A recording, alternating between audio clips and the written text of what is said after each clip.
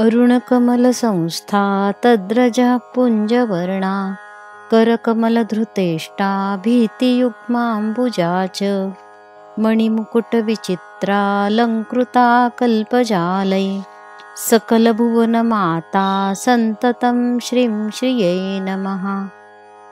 हरि ओं हिरण्यवर्णां हरिणीं सुवर्णरजतस्रजां चन्द्रां हिरण्मयीं लक्ष्मीं जातवेदोम आवह ताम आवह जातवेदो लक्ष्मीमनपगामिनीं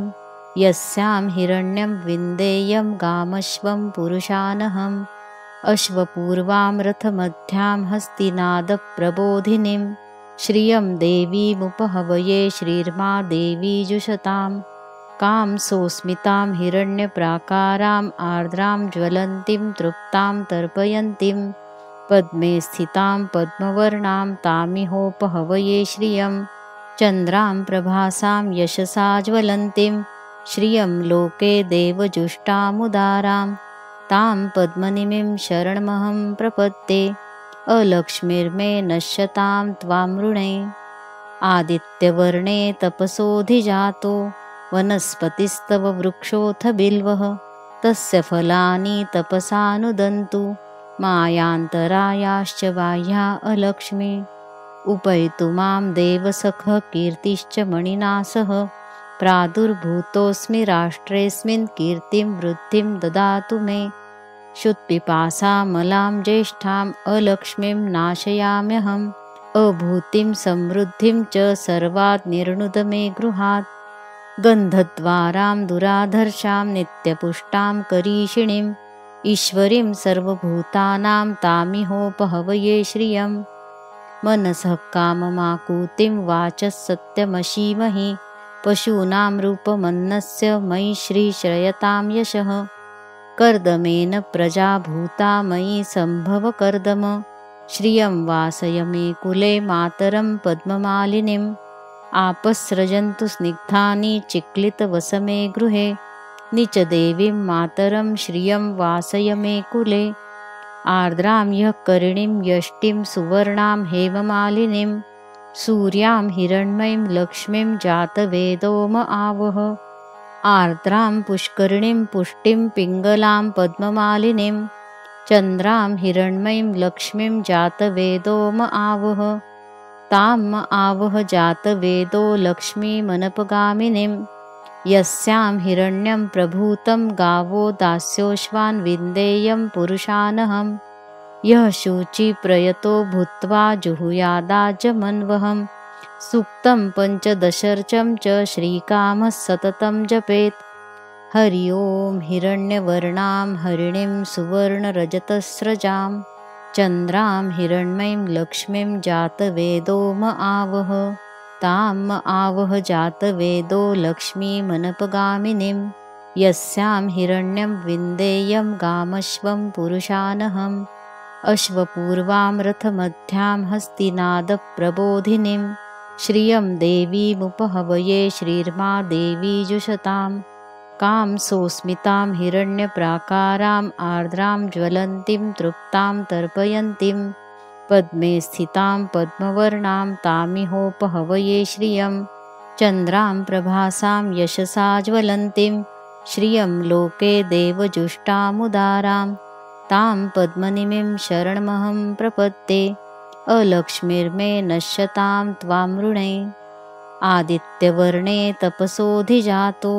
वनस्पतिस्तव वृक्षोऽथ बिल्वः तस्य फलानि तपसानुदन्तु मायान्तरायाश्च बाह्या अलक्ष्मी उपैतु मां देवसखः कीर्तिश्च मणिना सह प्रादुर्भूतोऽस्मि राष्ट्रेऽस्मिन् कीर्तिं वृद्धिं ददातु मे क्षुत्पिपासामलां ज्येष्ठाम् अलक्ष्मीं नाशयाम्यहम् अभूतिं समृद्धिं च सर्वात् निर्णुद मे गृहात् गन्धद्वारां दुराधर्षां नित्यपुष्टां करीषिणीम् ईश्वरीं सर्वभूतानां तामिहोपहवये श्रियं मनसः काममाकूतिं वाचः सत्यमशीमहि पशूनां रूपमन्नस्य मयि श्रीश्रयतां यशः कर्दमेन प्रजा भूता मयि सम्भव कर्दम श्रियं वासय मे कुले मातरं पद्ममालिनीम् आपस्रजन्तु स्निग्धानि चिक्लितवसमे गृहे नीचदेवीं मातरं श्रियं वासय मे कुले आर्द्रां ह्यः करिणीं यष्टिं सुवर्णां हेममालिनीं सूर्यां हिरण्मयीं लक्ष्मीं जातवेदो म आवह आर्द्रां पुष्करिणीं पुष्टिं पिङ्गलां पद्ममालिनीं चन्द्रां हिरण्मयीं लक्ष्मीं जातवेदो म आवह तां म आवह जातवेदो लक्ष्मीमनपगामिनीं यस्यां हिरण्यं प्रभूतं गावो दास्योश्वान् विन्देयं पुरुषानहं यः शुचिप्रयतो भूत्वा जुहुयादाजमन्वहं सूक्तं पञ्चदशर्चं च श्रीकामः सततं जपेत् हरि ओं हिरण्यवर्णां हरिणीं सुवर्णरजतस्रजां चन्द्रां हिरण्मयीं लक्ष्मीं जातवेदो म आवह तां म आवह जातवेदो लक्ष्मीमनपगामिनीं यस्यां हिरण्यं विन्देयं गामश्वं पुरुषानहम् अश्वपूर्वां रथमध्यां हस्तिनादप्रबोधिनीं श्रियं देवीमुपहवये श्रीर्मा देवी जुषतां कां सोऽस्मितां हिरण्यप्राकाराम् आर्द्रां ज्वलन्तीं तृप्तां तर्पयन्तीं पद्मे स्थितां पद्मवर्णां तामिहोपहवये श्रियं चन्द्रां प्रभासां यशसा ज्वलन्तीं श्रियं लोके देवजुष्टामुदारां तां पद्मनिमीं शरणमहं प्रपद्ये अलक्ष्मीर्मे नश्यतां त्वामृणे आदित्यवर्णे तपसोऽधिजातो वनस्पतिस्तव वृक्षोऽथ बिल्वः तस्य फलानि तपसानुदन्तु मायान्तरायाश्च बाह्या अलक्ष्मी उपैतु मां देवसखः कीर्तिश्च मणिना सह प्रादुर्भूतोऽस्मि राष्ट्रेऽस्मिन् कीर्तिं वृद्धिं ददातु मे क्षुत्पिपासामलां ज्येष्ठाम् अलक्ष्मीं नाशयाम्यहम् अभूतिं समृद्धिं च सर्वात् निर्णुद मे गृहात् गन्धद्वारां दुराधर्षां नित्यपुष्टां करीषिणीम् ईश्वरीं सर्वभूतानां तामिहोपहवये श्रियं मनसः काममाकूतिं वाचः सत्यमशीमहि पशूनां रूपमन्नस्य मयि श्रीश्रयतां यशः कर्दमेन प्रजा भूता मयि सम्भव कर्दम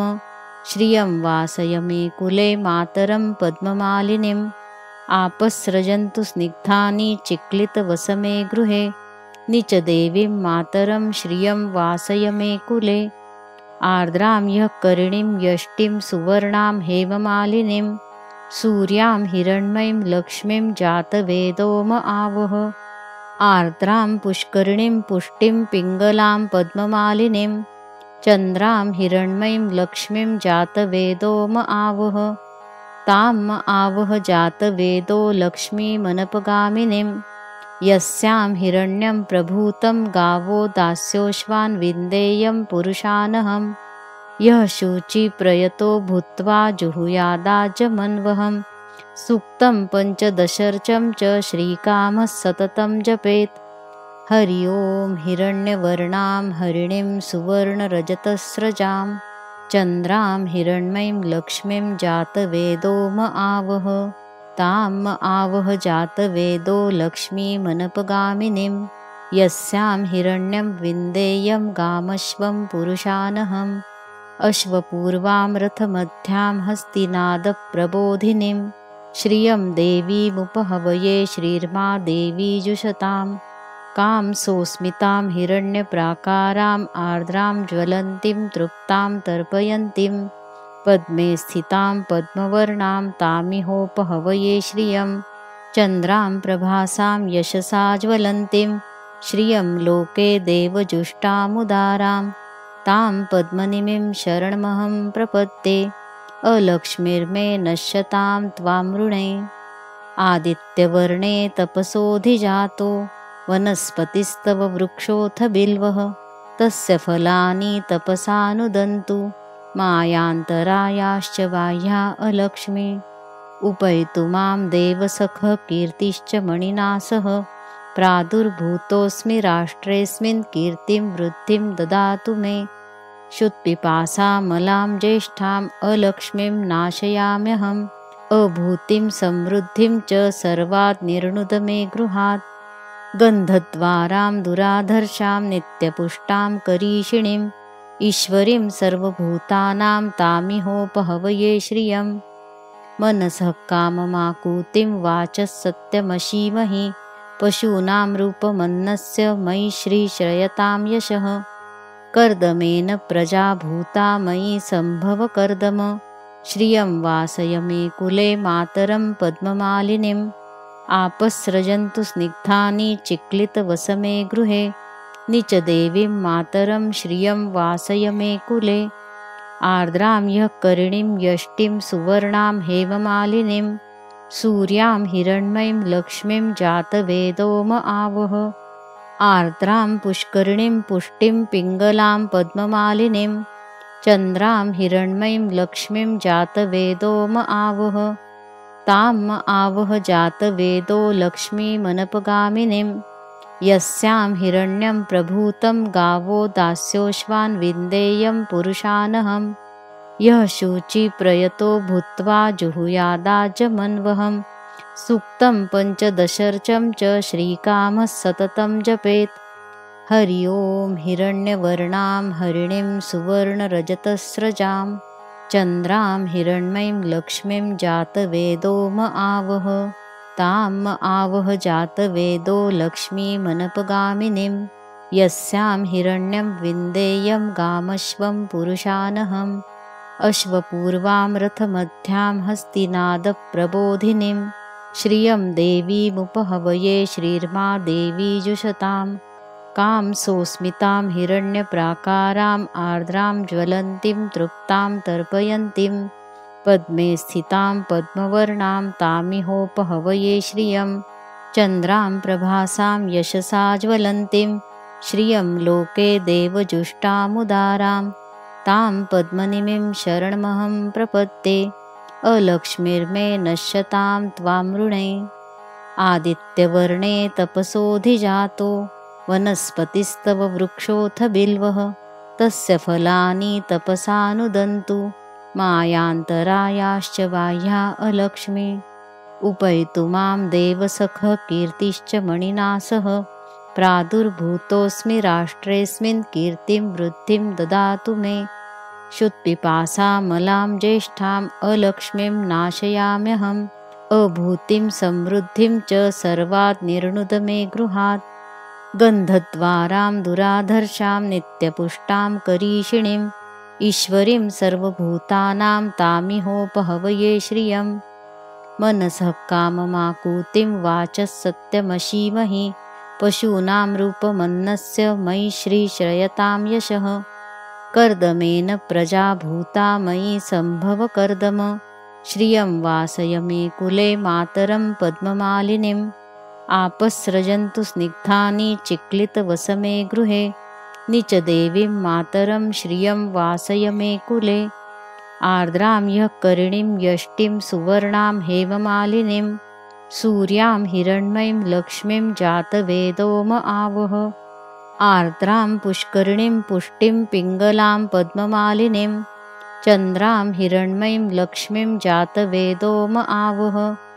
ताम् आवह जातवेदो लक्ष्मीमनपगामिनीं यस्यां हिरण्यं प्रभूतं गावो दास्योश्वान् विन्देयं पुरुषानहम् यः शुचिप्रयतो भूत्वा जुहुयादाजमन्वहम् सूक्तं पञ्चदशर्चं च श्रीकामः सततं जपेत् हरि ओं हिरण्यवर्णां हरिणीं सुवर्णरजतस्रजां चन्द्रां हिरण्मयीं लक्ष्मीं जातवेदोम आवह ताम् आवह जातवेदो लक्ष्मीमनपगामिनीं यस्यां हिरण्यं विन्देयं गामश्वं पुरुषानहम् अश्वपूर्वां रथमध्यां हस्तिनादप्रबोधिनीं श्रियं देवीमुपहवये श्रीर्मा देवी जुषतां कां सोऽस्मितां हिरण्यप्राकाराम् आर्द्रां ज्वलन्तीं तृप्तां तर्पयन्तीं पद्मे स्थितां पद्मवर्णां तामिहोपहवये श्रियं चन्द्रां प्रभासां यशसा ज्वलन्तीं श्रियं लोके देवजुष्टामुदारां तां पद्मनिमिं शरणमहं प्रपद्ये अलक्ष्मीर्मे नश्यतां त्वां ऋणे आदित्यवर्णे तपसोऽधिजातो वनस्पतिस्तव वृक्षोऽथ बिल्वः तस्य फलानि तपसानुदन्तु मायान्तरायाश्च बाह्या अलक्ष्मी उपैतु मां देवसखः कीर्तिश्च मणिना सह प्रादुर्भूतोऽस्मि राष्ट्रेऽस्मिन् कीर्तिं वृद्धिं ददातु मे क्षुत्पिपासामलां ज्येष्ठाम् अलक्ष्मीं नाशयाम्यहम् अभूतिं समृद्धिं च सर्वात् निर्णुद मे गृहात् गन्धद्वारां दुराधर्षां नित्यपुष्टां करीषिणीम् ईश्वरीं सर्वभूतानां तामिहोपहवये श्रियम् मनसः काममाकूतिं वाचः सत्यमशीमहि पशूनां रूपमन्नस्य मयि श्रीश्रयतां यशः कर्दमेन प्रजा भूता मयि सम्भव कर्दम श्रियं वासय मे कुले मातरं पद्ममालिनीम् आपस्रजन्तु स्निग्धानि चिक्लितवसमे गृहे निचदेवीं मातरं श्रियं वासय मे कुले आर्द्रां ह्यः करिणीं यष्टिं सुवर्णां हेममालिनीं सूर्यां हिरण्मयीं लक्ष्मीं जातवेदोम आवह आर्द्रां पुष्करिणीं पुष्टिं पिङ्गलां पद्ममालिनीं चन्द्रां हिरण्मयीं लक्ष्मीं जातवेदोम आवह ताम् आवह जातवेदो लक्ष्मीमनपगामिनीं यस्यां हिरण्यं प्रभूतं गावो दास्योश्वान् विन्देयं पुरुषानहम् यः शुचिप्रयतो भूत्वा जुहुयादाजमन्वहम् सूक्तं पञ्चदशर्चं च श्रीकामः सततं जपेत् हरि ओं हिरण्यवर्णां हरिणीं सुवर्णरजतस्रजां चन्द्रां हिरण्मयीं लक्ष्मीं जातवेदोम आवह ताम् आवह जातवेदो लक्ष्मीमनपगामिनीं यस्यां हिरण्यं विन्देयं गामश्वं पुरुषानहम् अश्वपूर्वां रथमध्यां हस्तिनादप्रबोधिनीं श्रियं देवीमुपहवये श्रीर्मा देवी जुषतां कां सोऽस्मितां हिरण्यप्राकाराम् आर्द्रां ज्वलन्तीं तृप्तां तर्पयन्तीं पद्मे स्थितां पद्मवर्णां तामिहोपहवये श्रियं चन्द्रां प्रभासां यशसा ज्वलन्तीं श्रियं लोके देवजुष्टामुदारां तां पद्मनिमिं शरणमहं प्रपद्ये अलक्ष्मीर्मे नश्यतां त्वां ऋणे आदित्यवर्णे तपसोऽधिजातो वनस्पतिस्तव वृक्षोऽथ बिल्वः तस्य फलानि तपसानुदन्तु मायान्तरायाश्च बाह्या अलक्ष्मी उपैतु मां देवसखः कीर्तिश्च मणिना सह प्रादुर्भूतोऽस्मि राष्ट्रेऽस्मिन् कीर्तिं वृद्धिं ददातु मे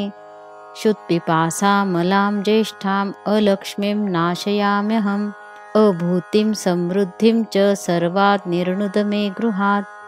गन्धद्वारां दुराधर्षां नित्यपुष्टां करीषिणीम् ईश्वरीं सर्वभूतानां तामिहोपहवये श्रियम् मनसः काममाकूतिं वाचः सत्यमशीमहि पशूनां रूपमन्नस्य मयि श्रीश्रयतां यशः कर्दमेन प्रजा भूता मयि सम्भव कर्दम श्रियं वासय मे कुले मातरं पद्ममालिनीम् आपस्रजन्तु स्निग्धानि चिक्लितवसमे गृहे निचदेवीं मातरं श्रियं वासय मे कुले आर्द्रां ह्यः करिणीं यष्टिं सुवर्णां हेममालिनीं सूर्यां हिरण्मयीं लक्ष्मीं जातवेदोम आवह आर्द्रां पुष्करिणीं पुष्टिं पिङ्गलां पद्ममालिनीं चन्द्रां हिरण्मयीं लक्ष्मीं जातवेदोम आवह ताम् आवह जातवेदो लक्ष्मीमनपगामिनीं यस्यां हिरण्यं प्रभूतं गावो दास्योश्वान् विन्देयं पुरुषानहम् यः शुचिप्रयतो भूत्वा जुहुयादाजमन्वहम् सूक्तं पञ्चदशर्चं च श्रीकामः सततं जपेत् हरि ओं हिरण्यवर्णां हरिणीं सुवर्णरजतस्रजां चन्द्रां हिरण्मयीं लक्ष्मीं जातवेदोम आवह ताम् आवह जातवेदो लक्ष्मीमनपगामिनीं यस्यां हिरण्यं विन्देयं गामश्वं पुरुषानहम् अश्वपूर्वां रथमध्यां हस्तिनादप्रबोधिनीं श्रियं देवीमुपहवये श्रीर्मा देवी जुषताम् कां सोऽस्मितां हिरण्यप्राकाराम् आर्द्रां ज्वलन्तीं तृप्तां तर्पयन्तीं पद्मे स्थितां पद्मवर्णां तामिहोपहवये श्रियं चन्द्रां प्रभासां यशसा ज्वलन्तीं श्रियं लोके देवजुष्टामुदारां तां पद्मनिमिं शरणमहं प्रपद्ये अलक्ष्मीर्मे नश्यतां त्वामृणे आदित्यवर्णे तपसोऽधिजातो वनस्पतिस्तव वृक्षोऽथ बिल्वः तस्य फलानि तपसानुदन्तु मायान्तरायाश्च बाह्या अलक्ष्मी उपैतु मां देवसखः कीर्तिश्च मणिना सह प्रादुर्भूतोऽस्मि राष्ट्रेऽस्मिन् कीर्तिं वृद्धिं ददातु मे क्षुत्पिपासामलां ज्येष्ठाम् अलक्ष्मीं नाशयाम्यहम् अभूतिं समृद्धिं च सर्वात् निर्णुद मे गृहात् गन्धद्वारां दुराधर्षां नित्यपुष्टां करीषिणीम् ईश्वरीं सर्वभूतानां तामिहोपहवये श्रियं मनसः काममाकूतिं वाचः सत्यमशीमहि पशूनां रूपमन्नस्य मयि श्रीश्रयतां यशः कर्दमेन प्रजा भूता मयि सम्भव कर्दम श्रियं वासय मे कुले मातरं पद्ममालिनीम् आपस्रजन्तु स्निग्धानि चिक्लितवसमे गृहे निचदेवीं मातरं श्रियं वासय मे कुले आर्द्रां ह्यः करिणीं यष्टिं सुवर्णां हेममालिनीं सूर्यां हिरण्मयीं लक्ष्मीं जातवेदोम आवह आर्द्रां पुष्करिणीं पुष्टिं पिङ्गलां पद्ममालिनीं चन्द्रां हिरण्मयीं लक्ष्मीं जातवेदोम आवह ताम् आवह जातवेदो लक्ष्मीमनपगामिनीं यस्यां हिरण्यं प्रभूतं गावो दास्योश्वान् विन्देयं पुरुषानहम् यः शुचिप्रयतो भूत्वा जुहुयादाजमन्वहम् सूक्तं पञ्चदशर्चं च श्रीकामः सततं जपेत् हरि ओं हिरण्यवर्णां हरिणीं सुवर्णरजतस्रजां चन्द्रां हिरण्मयीं लक्ष्मीं जातवेदोम आवह ताम् आवह जातवेदो लक्ष्मीमनपगामिनीं यस्यां हिरण्यं विन्देयं गामश्वं पुरुषानहम् अश्वपूर्वां रथमध्यां हस्तिनादप्रबोधिनीं श्रियं देवीमुपहवये श्रीर्मा देवी जुषताम् कां सोऽस्मितां हिरण्यप्राकाराम् आर्द्रां ज्वलन्तीं तृप्तां तर्पयन्तीं पद्मे स्थितां पद्मवर्णां तामिहोपहवये श्रियं चन्द्रां प्रभासां यशसा ज्वलन्तीं श्रियं लोके देवजुष्टामुदारां तां पद्मनिमिं शरणमहं प्रपद्ये अलक्ष्मीर्मे नश्यतां त्वामृणे आदित्यवर्णे तपसोऽधिजातो वनस्पतिस्तव वृक्षोऽथ बिल्वः तस्य फलानि तपसानुदन्तु मायान्तरायाश्च बाह्या अलक्ष्मी उपैतु मां देवसखः कीर्तिश्च मणिना सह प्रादुर्भूतोऽस्मि राष्ट्रेऽस्मिन् कीर्तिं वृद्धिं ददातु मे क्षुत्पिपासामलां ज्येष्ठाम् अलक्ष्मीं नाशयाम्यहम् अभूतिं समृद्धिं च सर्वात् निर्णुद मे गृहात् गन्धद्वारां दुराधर्षां नित्यपुष्टां करीषिणीम् ईश्वरीं सर्वभूतानां तामिहोपहवये श्रियं मनसः काममाकूतिं वाचः सत्यमशीमहि पशूनां रूपमन्नस्य मयि श्रीश्रयतां यशः कर्दमेन प्रजा भूता मयि सम्भव कर्दम श्रियं वासय मे कुले मातरं पद्ममालिनीम् आपस्रजन्तु स्निग्धानि चिक्लितवसमे गृहे निचदेवीं मातरं श्रियं वासय मे कुले आर्द्रां ह्यः करिणीं यष्टिं सुवर्णां हेममालिनीं सूर्यां हिरण्मयीं लक्ष्मीं जातवेदोम आवह आर्द्रां पुष्करिणीं पुष्टिं पिङ्गलां पद्ममालिनीं चन्द्रां हिरण्मयीं लक्ष्मीं जातवेदोम आवह ताम् आवह जातवेदो लक्ष्मीमनपगामिनीं यस्यां हिरण्यं प्रभूतं गावो दास्योश्वान् विन्देयं पुरुषानहम् यः शुचिप्रयतो भूत्वा जुहुयादाजमन्वहम् सूक्तं पञ्चदशर्चं च श्रीकामः सततं जपेत्। हरि ओं हिरण्यवर्णां हरिणीं सुवर्णरजतस्रजां चन्द्रां हिरण्मयीं लक्ष्मीं जातवेदो म आवह ताम् आवह जातवेदो लक्ष्मीमनपगामिनीं यस्यां हिरण्यं विन्देयं गामश्वं पुरुषानहम् अश्वपूर्वां रथमध्यां हस्तिनादप्रबोधिनीं श्रियं देवीमुपहवये श्रीर्मा देवी जुषताम् कां सोऽस्मितां हिरण्यप्राकाराम् आर्द्रां ज्वलन्तीं तृप्तां तर्पयन्तीं पद्मे स्थितां पद्मवर्णां तामिहोपहवये श्रियं चन्द्रां प्रभासां यशसा ज्वलन्तीं श्रियं लोके देवजुष्टामुदारां तां पद्मनिमीं शरणमहं प्रपद्ये अलक्ष्मीर्मे नश्यतां त्वामृणे। आदित्यवर्णे तपसोऽधिजातो वनस्पतिस्तव वृक्षोऽथ बिल्वः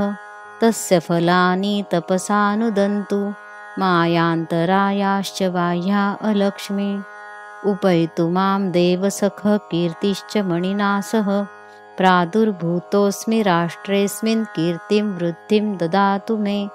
क्षुत्पिपासामलां ज्येष्ठाम् अलक्ष्मीं नाशयाम्यहम् अभूतिं समृद्धिं च सर्वात् निर्णुद मे गृहात्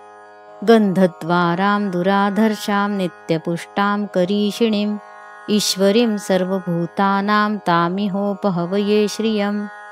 मनसः काममाकूतिं वाचः सत्यमशीमहि पशूनां रूपमन्नस्य मयि श्रीश्रयतां यशः कर्दमेन प्रजा भूता मयि सम्भव कर्दम श्रियं वासय मे कुले मातरं पद्ममालिनीम् आपस्रजन्तु स्निग्धानि चिक्लितवसमे गृहे निचदेवीं मातरं श्रियं वासय मे कुले आर्द्रां ह्यः करिणीं यष्टिं सुवर्णां हेममालिनीं सूर्यां हिरण्मयीं लक्ष्मीं जातवेदो म आवह आर्द्रां पुष्करिणीं पुष्टिं पिङ्गलां पद्ममालिनीं चन्द्रां हिरण्मयीं लक्ष्मीं जातवेदो म आवह ताम् आवह जातवेदो लक्ष्मीमनपगामिनीं यस्यां हिरण्यं प्रभूतं गावो दास्योश्वान् विन्देयं पुरुषानहम्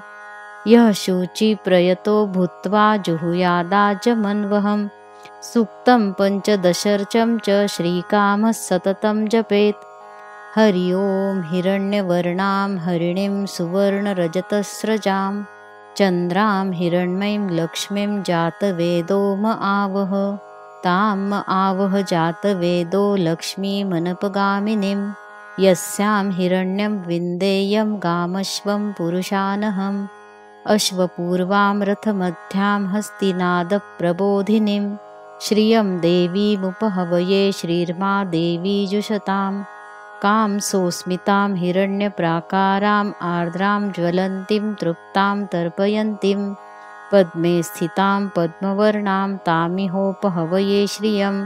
चन्द्रां प्रभासां यशसा ज्वलन्तीं श्रियं लोके देवजुष्टामुदारां तां पद्मनिमीं शरणमहं प्रपद्ये अलक्ष्मीर्मे नश्यतां त्वामृणे। आदित्यवर्णे तपसोऽधिजातो वनस्पतिस्तव वृक्षोऽथ बिल्वः तस्य फलानि तपसानुदन्तु मायान्तरायाश्च बाह्या अलक्ष्मी उपैतु मां देवसखः कीर्तिश्च मणिना सह प्रादुर्भूतोऽस्मि राष्ट्रेऽस्मिन् कीर्तिं वृद्धिं ददातु मे क्षुत्पिपासामलां ज्येष्ठाम् अलक्ष्मीं नाशयाम्यहम् अभूतिं समृद्धिं च सर्वात् निर्णुद मे गृहात्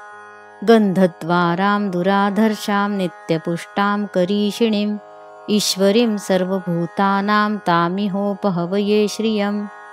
मनसः काममाकूतिं वाचः सत्यमशीमहि पशूनां रूपमन्नस्य मयि श्रीश्रयतां यशः कर्दमेन प्रजा भूता मयि सम्भव कर्दम श्रियं वासय मे कुले मातरं पद्ममालिनीम्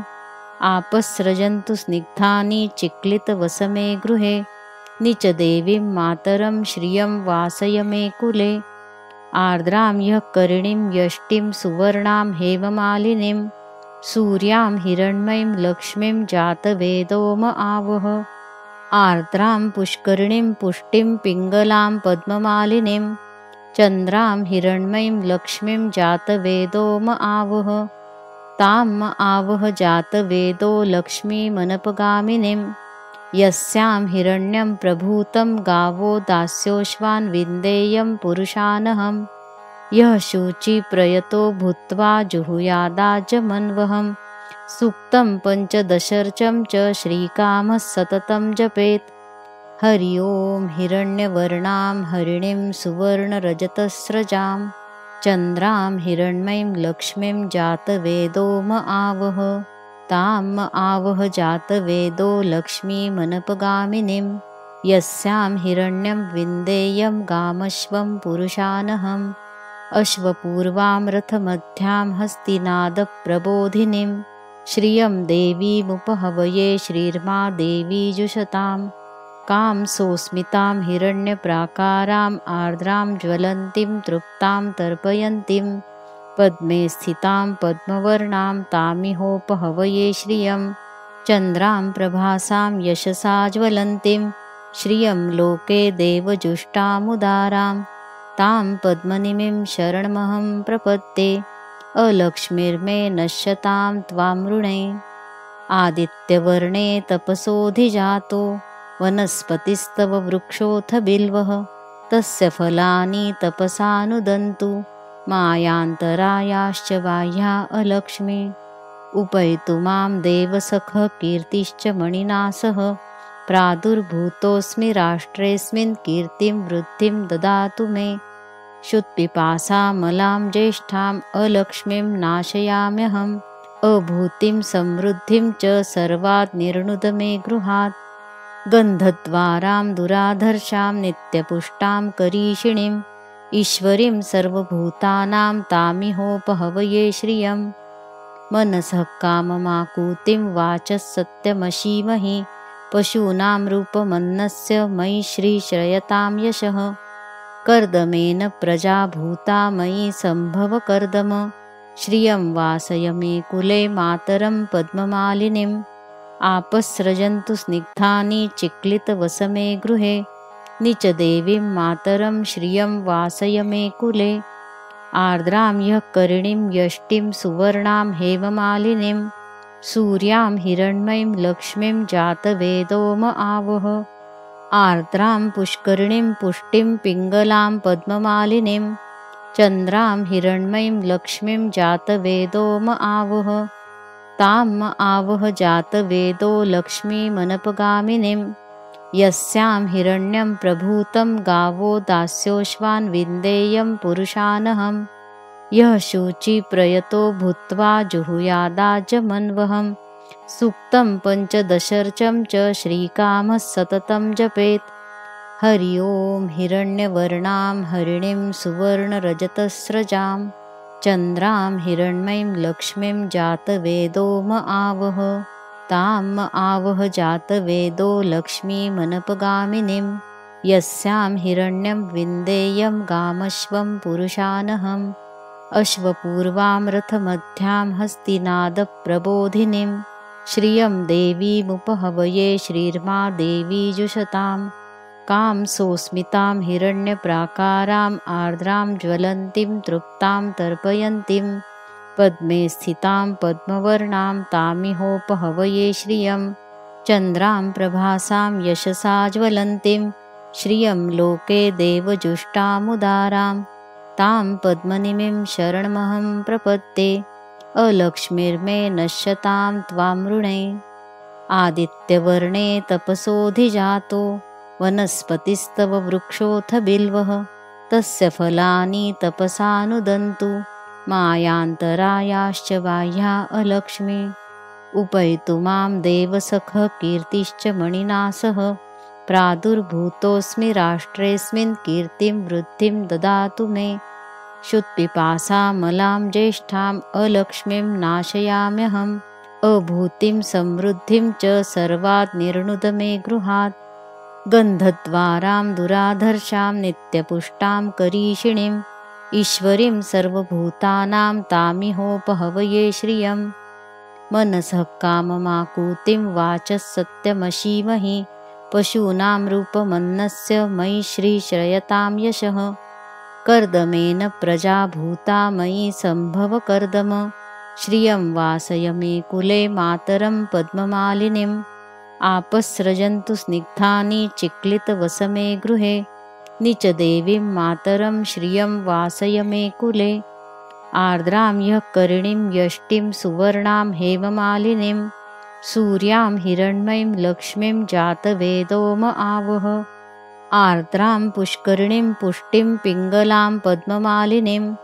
चन्द्रां हिरण्मयीं लक्ष्मीं जातवेदोम आवह ताम् आवह जातवेदो लक्ष्मीमनपगामिनीं यस्यां हिरण्यं प्रभूतं गावो दास्योश्वान् विन्देयं पुरुषानहम् यः शुचिप्रयतो भूत्वा जुहुयादाजमन्वहम् सूक्तं पञ्चदशर्चं च श्रीकामः सततं जपेत् हरि ओं हिरण्यवर्णां हरिणीं सुवर्णरजतस्रजां चन्द्रां हिरण्मयीं लक्ष्मीं जातवेदोम आवह ताम् आवह जातवेदो लक्ष्मीमनपगामिनीं यस्यां हिरण्यं विन्देयं गामश्वं पुरुषानहम् अश्वपूर्वां रथमध्यां हस्तिनादप्रबोधिनीं श्रियं देवीमुपहवये श्रीर्मा देवी जुषतां कां सोऽस्मितां हिरण्यप्राकाराम् आर्द्रां ज्वलन्तीं तृप्तां तर्पयन्तीं पद्मे स्थितां पद्मवर्णां तामिहोपहवये श्रियं चन्द्रां प्रभासां यशसा ज्वलन्तीं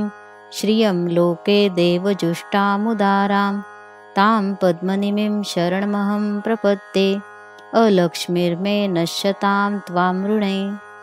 आदित्यवर्णे तपसोऽधिजातो वनस्पतिस्तव वृक्षोऽथ बिल्वः तस्य फलानि तपसानुदन्तु मायान्तरायाश्च बाह्या अलक्ष्मी उपैतु मां देवसखः कीर्तिश्च मणिना सह प्रादुर्भूतोऽस्मि राष्ट्रेऽस्मिन् कीर्तिं वृद्धिं ददातु मे क्षुत्पिपासामलां ज्येष्ठाम् अलक्ष्मीं नाशयाम्यहम्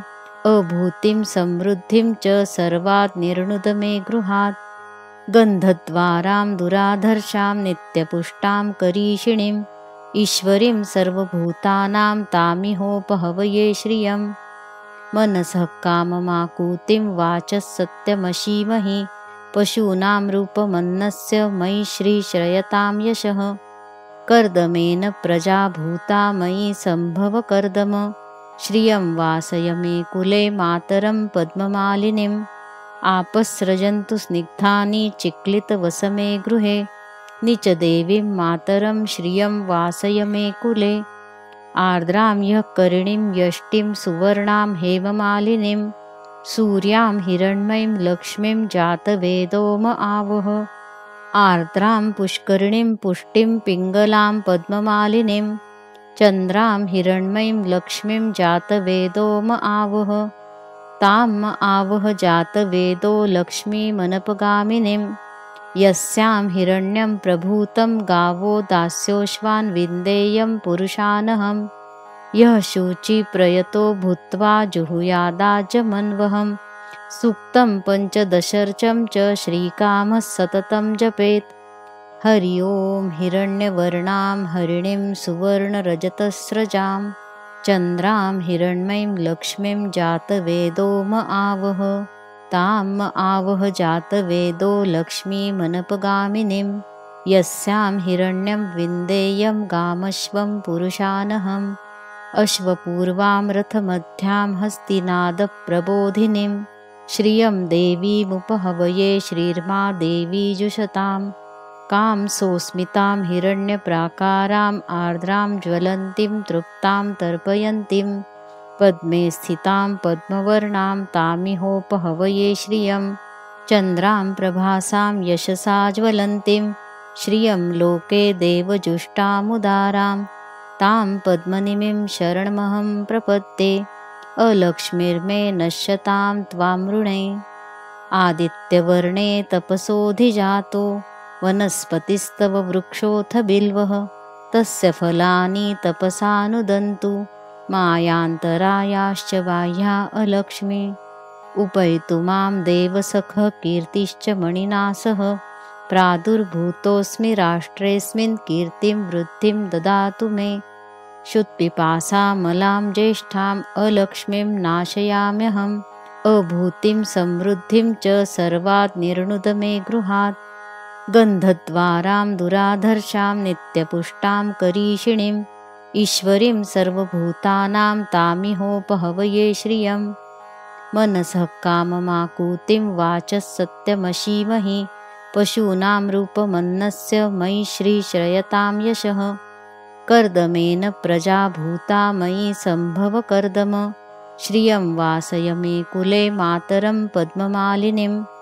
आपस्रजन्तु स्निग्धानि चिक्लितवसमे गृहे निचदेवीं मातरं श्रियं वासय मे कुले आर्द्रां ह्यः करिणीं यष्टिं सुवर्णां हेममालिनीं सूर्यां हिरण्मयीं लक्ष्मीं जातवेदोम आवह आर्द्रां पुष्करिणीं पुष्टिं पिङ्गलां पद्ममालिनीं चन्द्रां हिरण्मयीं लक्ष्मीं जातवेदोम आवह ताम् आवह जातवेदो लक्ष्मीमनपगामिनीं यस्यां हिरण्यं प्रभूतं गावो दास्योश्वान् विन्देयं पुरुषानहम् यः शुचिप्रयतो भूत्वा जुहुयादाजमन्वहम् सूक्तं पञ्चदशर्चं च श्रीकामः सततं जपेत् हरि ओं हिरण्यवर्णां हरिणीं सुवर्णरजतस्रजां चन्द्रां हिरण्मयीं लक्ष्मीं जातवेदोम आवह ताम् आवह जातवेदो लक्ष्मीमनपगामिनीं यस्यां हिरण्यं विन्देयं गामश्वं पुरुषानहम् अश्वपूर्वां रथमध्यां हस्तिनादप्रबोधिनीं श्रियं देवीमुपहवये श्रीर्मा देवी जुषतां कां सोऽस्मितां हिरण्यप्राकाराम् आर्द्रां ज्वलन्तीं तृप्तां तर्पयन्तीं पद्मे स्थितां पद्मवर्णां तामिहोपहवये श्रियं चन्द्रां प्रभासां यशसा ज्वलन्तीं श्रियं लोके देवजुष्टामुदारां तां पद्मनिमिं शरणमहं प्रपद्ये अलक्ष्मीर्मे नश्यतां त्वां ऋणे आदित्यवर्णे तपसोऽधिजातो वनस्पतिस्तव वृक्षोऽथ बिल्वः तस्य फलानि तपसानुदन्तु मायान्तरायाश्च बाह्या अलक्ष्मी उपैतु मां देवसखः कीर्तिश्च मणिना सह प्रादुर्भूतोऽस्मि राष्ट्रेऽस्मिन् कीर्तिं वृद्धिं ददातु मे क्षुत्पिपासामलां ज्येष्ठाम् अलक्ष्मीं नाशयाम्यहम् अभूतिं समृद्धिं च सर्वात् निर्णुद मे गृहात् गन्धद्वारां दुराधर्षां नित्यपुष्टां करीषिणीम् ईश्वरीं सर्वभूतानां तामिहोपहवये श्रियम् मनसः काममाकुतिं वाचः सत्यमशीमहि पशूनां रूपमन्नस्य मयि श्रीश्रयतां यशः कर्दमेन प्रजा भूता मयि सम्भव कर्दम श्रियं वासय मे कुले मातरं पद्ममालिनीम् आपस्रजन्तु स्निग्धानि चिक्लितवसमे गृहे निचदेवीं मातरं श्रियं वासय मे कुले आर्द्रां ह्यः करिणीं यष्टिं सुवर्णां हेममालिनीं सूर्यां हिरण्मयीं लक्ष्मीं जातवेदोम आवह आर्द्रां पुष्करिणीं पुष्टिं पिङ्गलां पद्ममालिनीं चन्द्रां हिरण्मयीं लक्ष्मीं जातवेदोम आवह ताम् आवह जातवेदो लक्ष्मीमनपगामिनीं यस्यां हिरण्यं प्रभूतं गावो दास्योश्वान् विन्देयं पुरुषानहम् यः शुचिप्रयतो भूत्वा जुहुयादाजमन्वहम् सूक्तं पञ्चदशर्चं च श्रीकामः सततं जपेत् पद्मानने पद्म उरु पद्माक्षि पद्मसम्भवे तन्मे भजसि पद्माक्षि येन सौख्यं लभाम्यहम् अश्वदायै गोदायै धनदायै महाधने धनं मे लभतां देवी सर्वकामांश्च देहि मे। पद्मानने पद्मवी पद्मपत्रे पद्मप्रिये पद्मदलायताक्षि विश्वप्रिये विष्णुमनोनुकूले त्वत्पादपद्ममयि सन्निधस्त्वम्। पुत्रं पौत्रं धनं धान्यं हस्त्यश्वादिगवेरथं प्रजानां भवसि माता आयुष्मन्तं करोतु मे। धनम् अग्निर्धनं वायुर्धनं सूर्यो धनं वसुः धनम् इन्द्रो बृहस्पतिर्वरुणं धनम् अस्तु मे। वैनत्तेय सोमं पिबतु वृत्रः सोमं धनस्य सोमिनो मह्यं ददातु सोमिनः। न क्रोधो न च मात्सर्यं न लोभो नाशुभा मतिः भवन्ति कृतपुण्यानां भक्तानां श्रीसूक्तं जपेत्। सरसिजनिलये सरोजहस्ते धवलतरांशुकगन्धमाल्यशोभे भगवति हरिवल्लभे मनोज्ञे त्रिभुवनभूतिकरि प्रसीद मह्यम्। विष्णुपत्नीं क्षमां देवी माधवीं माधवप्रियां लक्ष्मीं प्रियसखीं देवीं नमाम्यच्युतवल्लभाम्। महालक्ष्मी च विद्महे विष्णुपत्नी च धीमहि तन्नो लक्ष्मी प्रचोदयात्। श्रीवर्चस्वम् आयुष्यम् आरोग्यम् आविधात् शोभमानं महीयते धान्यं धनं पशुं बहुपुत्रलाभं शतसंवत्सरं दीर्घमायुः। ऋणरोगादिदारिद्र्यपापक्षुदपमृत्युवः भयशोकमनस्तापा नश्यन्तु मम सर्वदा।